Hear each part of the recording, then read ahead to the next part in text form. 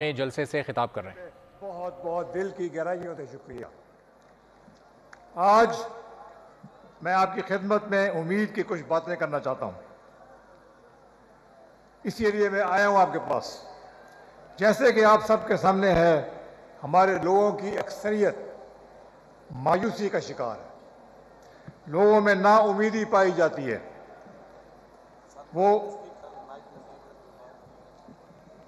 میں ذرا مائک آدھن ٹھیک کر کے وہ مایوسی اور کنفیوژن میں گھرے ہوئے ہیں۔ میں آپ کو یاد دلانا چاہتا ہوں کہ بطور مسلمان ہمیں مایوس نہیں ہو سکنا۔ ہم نے اللہ تعالیٰ پر پورا یقین رکھنا ہے اور بہترین گمان رکھنے کے، کیونکہ ہم جیسا اپنے اللہ سے گمان رکھیں گے ویسا ہمیں عطا کیا جائے گا۔ اس لیے آپ نے امید کا دامن پکڑے رہنا ہے اور انشاءاللہ ہم سب نے مل کے آپ کے لیے اللہ کی مدد سے بہتری لانی ہے۔ یہ نہیں کہ پاکستان میں کبھی اچھے کام نہیں ہوئے۔ ماضی میں کئی اچھے کام بھی کیے گئے، لیکن بہت سے ایسے کام ادھورے بھی رہ گئے جن کے نہ ہونے سے ملکی نظام پختہ اور مستحکم نہ ہو سکا۔ کئی منصوبے سرے سے ختم کر دیے گئے اور کچھ ادھورے چھوڑ دیے گئے، اور چلتے ہوئے منصوبوں کو بند کرنے کی وجہ سے ہمیشہ تسلسل ٹوٹتا رہا۔ وہ اس لیے یہ سنے بڑی غور سے، اس لیے تسلسل نہیں رہا کہ آنے والی حکومت پچھلی حکومت کے منصوبے بند کر دیتی تھی۔ افسوس کہ سیاسی جماعتوں کی آپس کی لڑائیاں اور ایک دوسرے پر الزام تراشیوں کی وجہ سے بہت وقت ضائع ہو گیا اور ملک کو نقصان ہوا۔ لیکن اب موجودہ حالات کا تقاضا ہے کہ ہم سب مل کر آگے بڑھیں، تمیز اور تہذیب کے دائرے میں رہتے ہوئے سب سیاسی جماعتوں کو ساتھ لے کر چلیں تاکہ ملک میں سیاسی استحکام پیدا ہو۔ ہم نے سب کے ساتھ چلنا ہے اور یہ عہد کرنا ہے کہ آپس کے اختلافات کو بھلا کر ملک کی مفاد کو سامنے رکھیں۔ ملک کی مفاد سب سے پہلے، سب مل کر کام کریں اور پاکستان کو سب سے آگے رکھا جائے۔ ہمیں سپر سٹار کی نہیں بلکہ سپر سسٹم کی ضرورت ہے، یعنی ایسا کہ میں نے پچھلی تقریر میں بھی کہا تھا کہ اس وقت شخصیات اہم نہیں ہیں، شخصیات اہم نہیں ہیں، سب سے اہم ہے آپ عوام، آپ سب سے اہم ہے اور ہمارا ملک سب سے اہم ہے۔ جب سب سیاسی جماعتیں اکٹھی مل کر چلیں گی تو حکومت میں آنے جانے سے ملکی ترقی کی رفتار کم نہیں ہوگی۔ ہمیں اپنی معاشی ترقی کے منصوبوں میں تسلسل کو یقینی بنانا ہے۔ جانے والی حکومت اور پھر آنے والی حکومت میں یہ طے ہوگا کہ جو منصوبے جاری ہیں ان میں رکاوٹ نہیں آئے گی۔ ترقی کا عمل کبھی نہیں رکنا چاہیے۔ حکومتیں آتی جاتی رہیں گی لیکن قوم کے مفاد کا کام جاری رہیں گے انشاءاللہ۔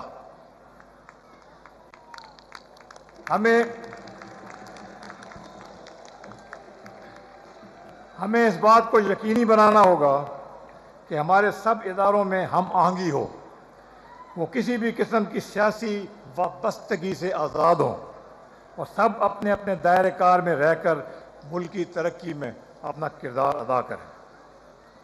جہاں تک ہماری فوج کا تعلق ہے، سن لیں میری بات، جہاں تک ہماری فوج کا تعلق ہے وہ ہمارے محافظ ہیں۔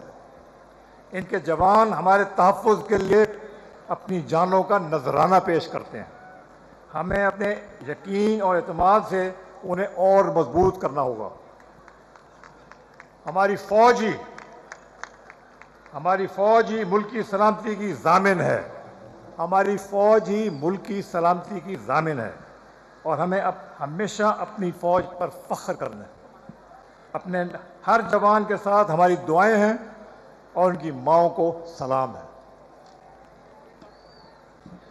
ہم آپ کو امید ضرور دلانا چاہتے ہیں، لیکن کوئی ایسا وعدہ نہیں کرنا چاہتے جو ہم پورا نہ کر سکیں، کیونکہ ماضی میں بھی ووٹ لینے کے لیے آپ سے بہت وعدے کیے گئے، لیکن وہ صرف وعدے ہی رہے۔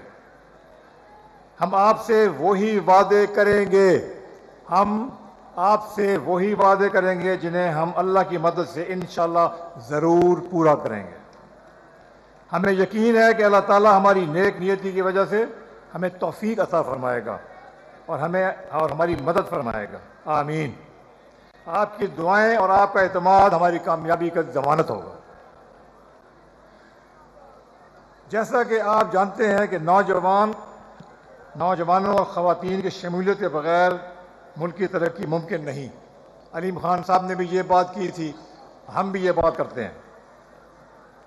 ان کے لیے ہماری ترجیح ہوگی، ہم نوجوانوں کی مایوسی کو دور کریں گے اور خواتین کے لیے بھی سازگار ماحول پیدا کریں گے۔ ان کے لیے ہنرمند تعلیم کی سہولت عام کی جائے گی تاکہ وہ بہتر روزگار حاصل کر سکیں اور ملک کی ترقی میں اپنا کردار ادا کر سکیں اور مردوں کے شانہ بہ شانہ چل سکیں۔ خواتین ہمارا بہت بڑا اثاثہ ہے اور ہم نے ان کے لیے ہر قسم کی آسانیاں مہیا کرنی ہیں۔ جو نوجوان اور خواتین کاروبار کرنا چاہیں گے، ان کے لیے حکومتی سطح پر آسانیاں پیدا کی جائیں گی، انہیں ریڈ ٹیپ کا سامنا نہیں کرنا پڑے گا۔ بینک ان کو آسان شرائط پر قرضے دیں تاکہ کاروباری سرگرمیوں کو فروغ ملے اور لوگ کاروبار اور ملازمت سے بہتر موقع ملیں۔ صحت کا شعبہ، اس میں بہت کام کرنے کی ضرورت ہے۔ عوام کے لیے بہترین علاج معالجے کو یقینی بنایا جائے گا۔ انشاءاللہ ان کے لیے ایسا نظام بنائیں گے کہ انہیں مشکل وقت پر کوئی پریشانی کا سامنا نہ کرنا پڑے۔ ہم ایسا ماحول بنانا چاہتے ہیں کہ ملک میں بھرپور نیشنلزم ہو، یعنی ہر طبقے کے لوگ ملک کی ترقی میں اپنا کردار ادا کریں اور جذبے اور یقین کے ساتھ کریں۔ ہمیں اپنے لوگوں پر پیسہ خرچ کرنا ہے تاکہ ان کے روزمرہ کی زندگیاں سنور سکیں اور ان کو یہ فکر نہ ہو، کسی کو یہ فکر نہ ہو کہ وہ اپنے بچوں کے 2 وقت کی روٹی پورا کر سکے گا یا نہیں۔ لوگ یہ سوچنے پر مجبور ہیں کہ بچوں کا پیٹ بھریں یا اسکول کی فیس ادا کریں۔ بڑے دکھ کی بات ہے کہ ہم اب تک اس بات کو یقینی نہیں بنا سکے کہ غریب کو اپنے بچوں کے بھوکا رہنے کا خوف نہ ہو۔ یہ ان کا حق ہے اور ہمارا فرض ہے کہ ہم ان کو اس فکر سے آزاد کریں۔ انشاءاللہ اسی لیے ہم نے کم از کم تنخواہ 50,000 روپے کرنے کا اعلان کیا ہے۔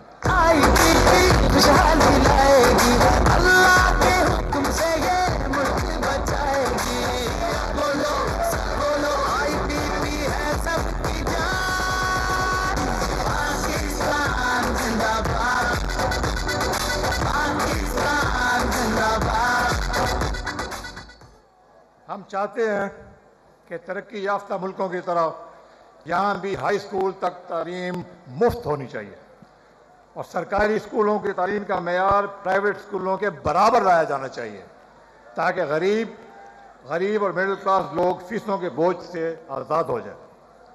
یہ کوئی بات نہیں ہے کہ پیسہ ہے تو پرائیویٹ اسکول میں جاؤ اور بہترین تعلیم لے کے آؤ، پیسہ نہیں ہے تو سرکاری اسکول میں جاؤ اور تعلیم کا معیار جہاں پہ نہ ہو۔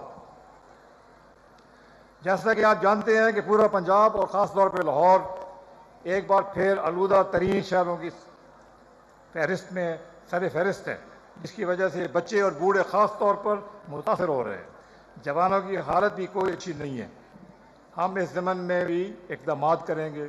پیٹرول اور ڈیزل کے معیار کو بہتر کرنا چاہیے اور جو وجوہات باعث ہیں ان کو جڑ سے ہٹانا ہماری اولین ترجیح ہوگی۔ یہ نہیں ہو سکتا کہ ہم ہر سردیوں میں اس آلودگی میں بیٹھے رہیں۔ 3 مہینے کے لیے آلودگی ہے، اوپر سے سب بیمار ہو رہے ہیں، یہ نہیں ہونے دیں گے، ہم سب صاف کریں گے انشاءاللہ۔ اب آخر میں کہنا چاہتا ہوں میرے بہنوں اور بھائیوں، آئیں ہم سب مل کر عہد کریں کہ ہم سب سے پہلے پاکستان کا سوچیں گے، سب سے پہلے اپنے ملک کا سوچیں گے، پاکستان کو آگے رکھیں گے، سب کو ساتھ لے کر چلیں گے تاکہ باہمی جھگڑوں الزام تراشیوں کے بجائے ہم پورے یقین اور امید کے ساتھ ہنسی خوشی آگے بڑھیں۔ اللہ تعالیٰ اس اتفاق اور اتحاد کی وجہ سے اپنی رحمتیں اور برکتیں عطا فرمائیں اور ہم سب مل کر پاکستان کو حقیقت بنائیں، اصل میں پاکستان بنائیں۔ آمین۔ آپ سب کا شکریہ، آپ کی مہربانی۔ انشاءاللہ تعالی ہم پاکستان، پنجاب اور حافظ آباد کے لیے زبردست کام کریں گے۔ Thank you. I B P کے سربراہ جہانگیر ترین حافظ آباد میں جلسے سے خطاب کر رہے تھے۔ انہوں نے کہا کہ عوام سے کیے گئے تمام وعدے پورے کریں گے، مایوسی اور نا امیدی کا خاتمہ کرنے کی کوشش کریں گے۔ سیاسی استحکام کے لیے، معاشی استحکام کے لیے تمام سیاسی جماعتوں کو مل کر ساتھ چلنے کی ضرورت ہے۔ ماضی میں بھی ووٹر سے بہت سے وعدے کیے گئے مگر وہ وفا نہ ہو سکے۔